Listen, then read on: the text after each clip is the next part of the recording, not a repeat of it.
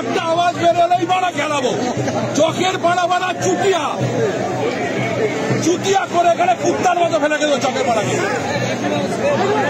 বাবা কারা বললেন খেলাবো,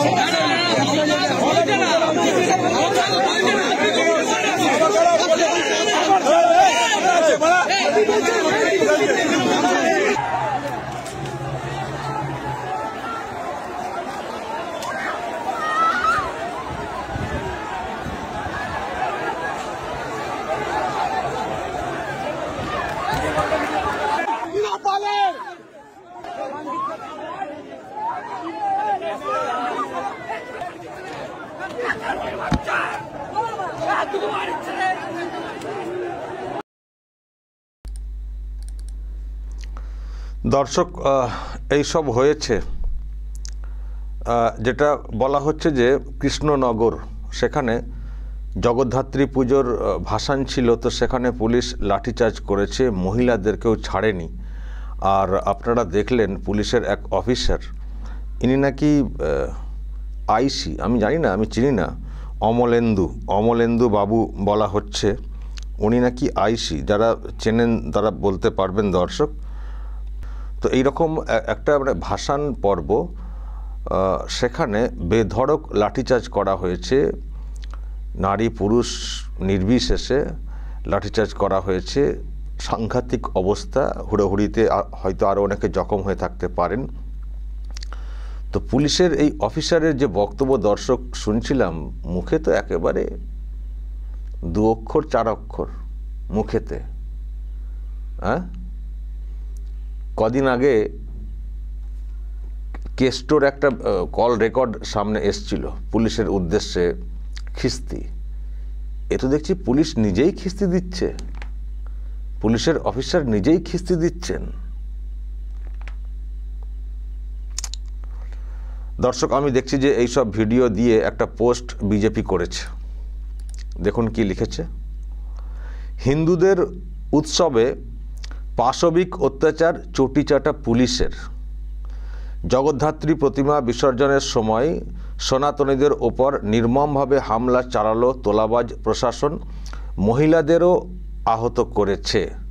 প্রশ্ন একটাই, অন্য কোনো সম্প্রদায়ের উৎসবের সময় এই পুলিশকেই টেবিলের তলায় বা মহিলাদের বাথরুমে লুকিয়ে থাকতে দেখা যায় কেন? কারণ মমতা ব্যানার্জির নির্দেশে দুধেলদের সমস্ত অপরাধে মুখে কুলুপ এঁটে সনাতনীদের ওপর অত্যাচার চালাতে হবে। মমতা ব্যানার্জি যতদিন বাংলার হিন্দুরা সংকটে থাকবে ততদিন বলে হ্যাশট্যাগ দিয়ে নিচেতে লিখে দেওয়া হয়েছে হিন্দু বিরোধী মমতা। দর্শক বলবেন, প্রিয় দর্শক, আমি শফিকুল ইসলাম এবং আপনারা দেখছেন আরামবাগ টিভি। দেখুন, পুলিশ হয়তো বলবে যে নিয়ন্ত্রণের বাইরে চলে যাচ্ছিল, সেই জন্য লাঠিচার্জ করতে বাধ্য হয়েছে। লাঠিচার্জ করতে হবে কেন? আর নিয়ন্ত্রণের বাইরে কেন চলে যাবে? আর কেনই বা এত খিস্তি দিতে হবে? পুলিশ কি করছিল? পুলিশ একটা বিসর্জন, সেটাকেও ঠিকমতো করে সামলাতে পারবে না? কি করে পুলিশ? পুলিশের লোকজন কি পর্যাপ্ত নেই, নাকি ওই পিসিআর ভাইপোকে নিরাপত্তা দিতেই সব ব্যস্ত, সব ওইদিকে?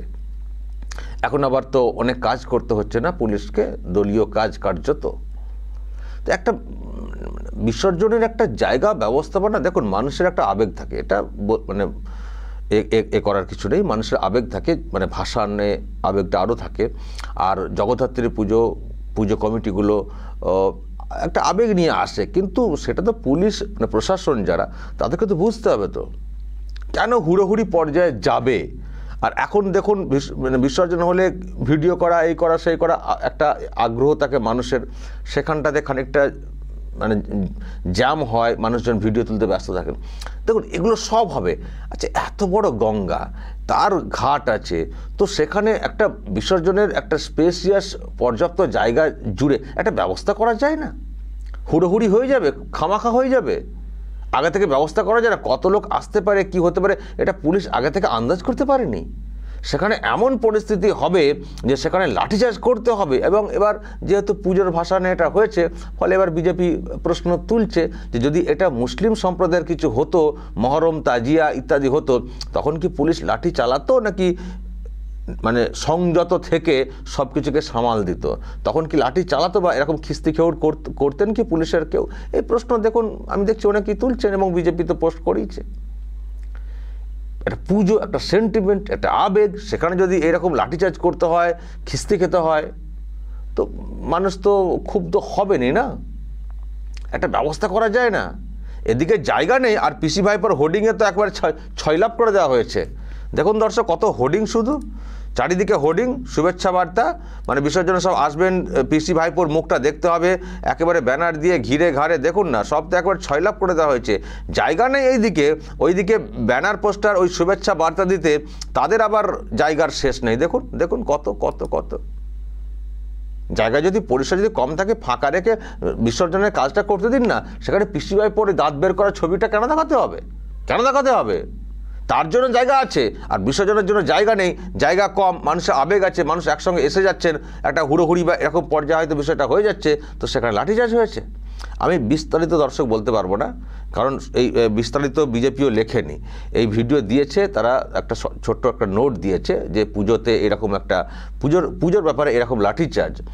তো আর কি কি কারণ ছিল এই গণ্ডগোলের? দেখুন এই ধরনের ক্ষেত্রে আমরা আন্দাজ করে বলতেই পারি যে লাঠিচার্জ মানে পুলিশ বলবে নিয়ন্ত্রণের বাইরে চলে যাচ্ছে ইত্যাদি ইত্যাদি। কিন্তু প্রশ্ন আমার একটাই, যে নিয়ন্ত্রণের বাইরে যাবে কেন? যাবে কেন? তার ব্যবস্থাপনা কোথায়? আজকে মহিলাকে এরকম চিৎকার করতে হবে, তাকেও পুলিশ লাঠিচার্জ করবে? মহিলাকেও পুলিশ লাঠিচার্জ করবে?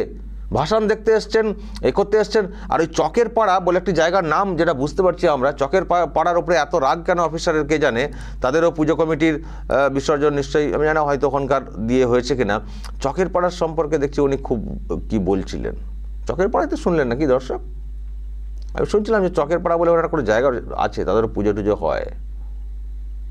তো যাই হোক, সব কারণগুলো পরিষ্কার না আমাদের কাছে, কিন্তু এটুকু পরিষ্কার, পুলিশ ব্যাপক লাঠিচার্জ করেছে, মহিলাদেরকে ছাড়েনি। আর মানে পুলিশের যে অফিসার তিনি খিস্তিও দিয়েছেন, এটুকু কিন্তু পরিষ্কার। দর্শক বলবেন, যেসব ভিডিও দেখছেন সামনে এসছে এবং বিজেপি যে কথাটা বলছে পোস্টে, অবশ্যই দর্শক আপনাদের যদি কিছু বলার থাকে বলবেন, যা বলার বলবেন এবং নজর রাখবেন আরামবাগ টিভিতে।